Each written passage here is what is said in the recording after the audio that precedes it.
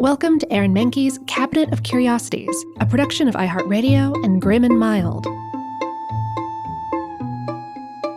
Our world is full of the unexplainable. And if history is an open book, all of these amazing tales are right there on display, just waiting for us to explore.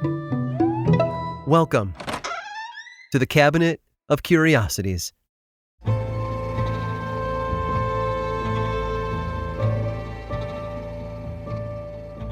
Travel anywhere in the world and you will learn just how different other cultures can be from our own. Nowhere is this more evident than in their holidays. For example, Christmas isn't widely celebrated in Japan. Only 1% of the population there identifies as Christian, and those who participate in the festivities do so differently from other countries. In Japan, many people don't cook a turkey with all the trimmings for their Christmas dinner. They go to KFC. The tradition started back in 1974 when the fast food chain began offering a holiday-themed meal based on the standard fare that Americans ate at holiday time. Almost 50 years later, KFC is still so popular during Christmas that orders must be placed months in advance. Mexico, on the other hand, is home to a yearly festival every December known as the Night of the Radishes. The purple root vegetables are grown specifically for this 3-day event and are carved into elaborate statues and dioramas. Carvings are begun the morning of December 23rd and finished by that evening so everyone can enjoy the finished artworks over the next few days. Meanwhile, a very different kind of holiday is celebrated in Nederland, Colorado. It's centered around a man named Bredo Morstol, otherwise known as Grandpa Bredo. Grandpa Bredo was born and raised in Norway. He was a fan of the outdoors and spent much of his time hiking and fishing during the warmer months, while skiing in the winter. He loved being outside so much he made his living at it for 30 years as a parks director where he lived. Grandpa Bredo sadly died in 1989 of a heart condition, but his family wasn't quite ready to lose him just yet. They had him put on ice and shipped to Oakland, California, where a cryonics facility was standing by to preserve his body with liquid nitrogen. He stayed there, suspended, for 4 years until his body was reclaimed by his daughter and her son, who had been working on a cryonics initiative of their own in Colorado. Their efforts didn't last long, however. The grandson was deported from the U.S. after his visa had expired, and so Grandpa Bredo's daughter, Aud, hid her father's frozen body in a shed behind her house, packed with dry ice. Things only went from bad to worse after that. She'd already lost her son, and now she was in danger of losing her father again. The authorities evicted Aud from her home for living there without any running water or electricity. Without her there to monitor the condition of her father's body, she was worried he would thaw out and decompose. So the city gave her an ultimatum: dispose of the corpse or spend 10 days in jail. In fact, the whole ordeal had forced a change to the city's local ordinances. From that point forward, no resident of Nederland, Colorado would be allowed to store a dead body on their property. That went for beloved pets, too. Aud and Grandpa Bredo, however, were the exception. Because the story had brought so much unwanted attention to the city, they allowed the deceased patriarch to stay in his shed.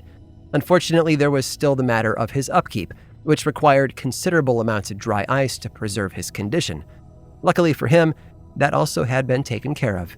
His grandson had put out a classified ad seeking to hire someone to tend to his grandfather's frozen body. Bo Schaefer, the CEO of a local cryonics company, answered the call. He started coming to the shed once a month along with several volunteers and 1,600 pounds of dry ice, which they would pack against Grandpa Bredo's coffin, keeping him at a frosty minus 60 degrees Fahrenheit. The manufacturer of the shed he'd been stored in also got involved and built Grandpa Bredo a new enclosure that would better facilitate Schaefer's preservation efforts. All of this fuss turned Grandpa Bredo into a local celebrity, so much so that in 2002, a holiday was started in his name. Well, sort of. Frozen Dead Guy Days is a 2-day festival celebrated quite appropriately over a weekend in March, just as winter begins to thaw and spring buds bloom. Among the many activities there are live music performances, tours of Grandpa Bredo's shed, coffin races, and even a Grandpa Bredo look-alike contest. A local ice cream company also sells a special flavor aptly called Frozen Dead Guy, made of dark blue ice cream to symbolize the festival's namesake, crushed up Oreos for the dirt, and sour gummy worms crawling out of it. Yum. Frozen Dead Guy Days has been known to draw as many as 25,000 people to Nederland, Colorado, making the icy celebration the hottest ticket in town.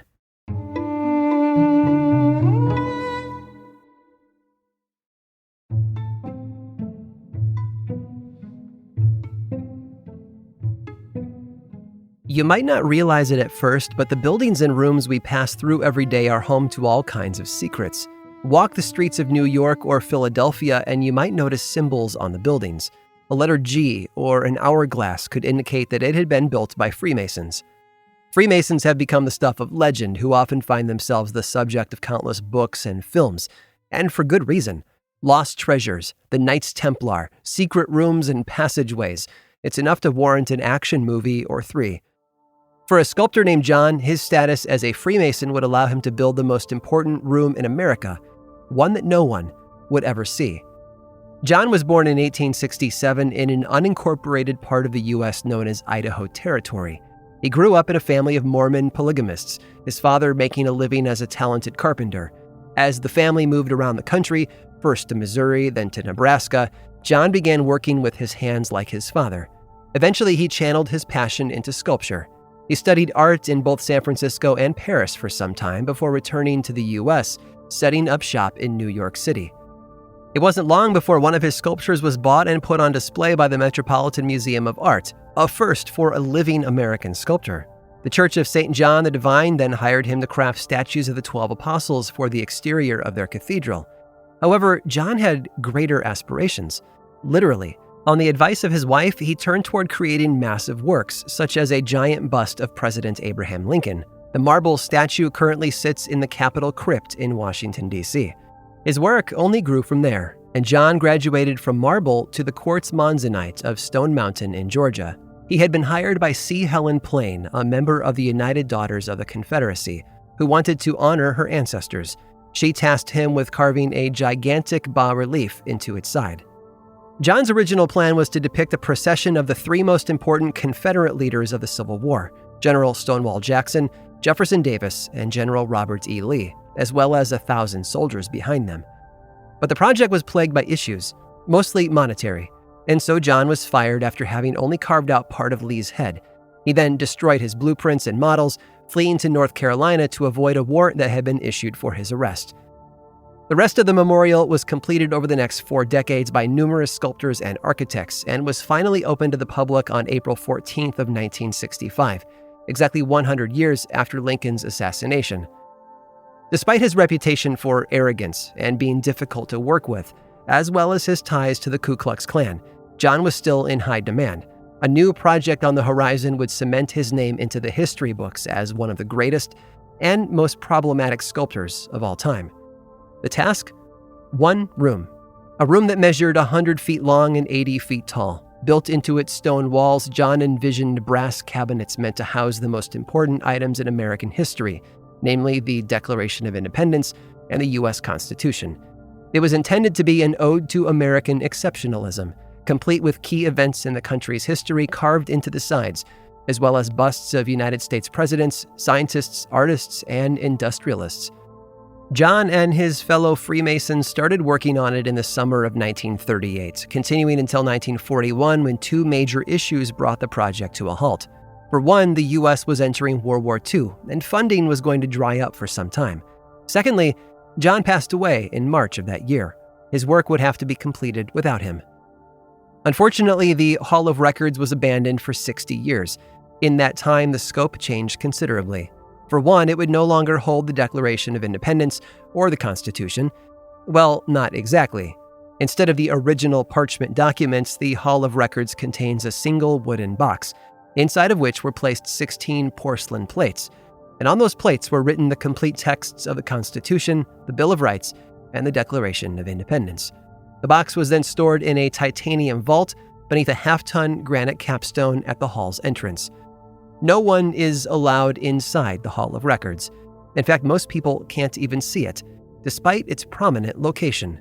That's because its creator, John G. Borglum, built it right behind Abraham Lincoln's head, into the side of Mount Rushmore.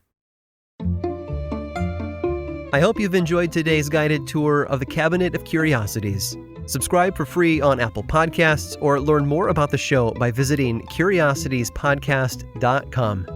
This show was created by me, Aaron Mahnke, in partnership with How Stuff Works.